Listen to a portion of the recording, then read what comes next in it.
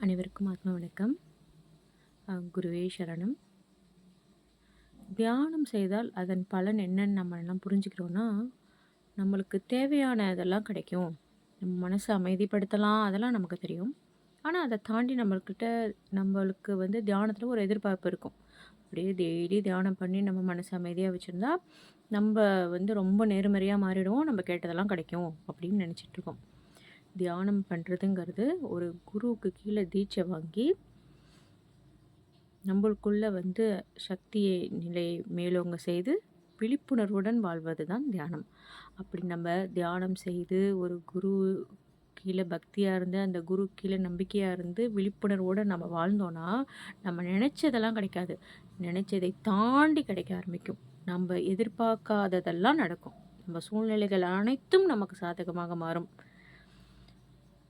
நினச்சதெல்லாம் நடக்குங்கிறது ரொம்ப ரொம்ப ரொம்ப சிறு சிறு நம்ம எவ்வளோ ஆசைப்பட முடியும்? ரொம்ப சின்ன சின்ன விஷயங்களுக்கு தான் ஆசைப்பட முடியும். இந்த உலகம் எவ்வளோ பெருசு!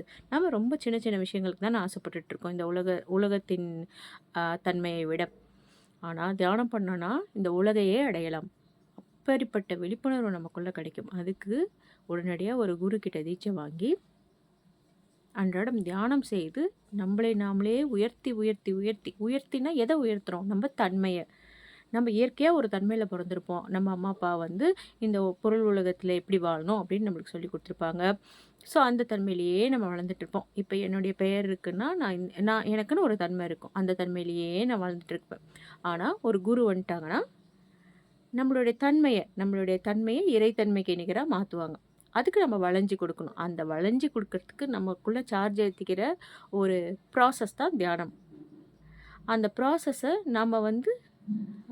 நம்ம குரு நம்மளை அப்படியே வழிநடத்த நம்மளுக்குள்ள அந்த இறைத்தன்மையை ஃபீட் பண்ண இந்த தியானம்ங்கிற ப்ராசஸ் நமக்கு நம்மளை மோல்ட் பண்ணும். நம்மளை கோஆப்ரேட் பண்ண வைக்கும்.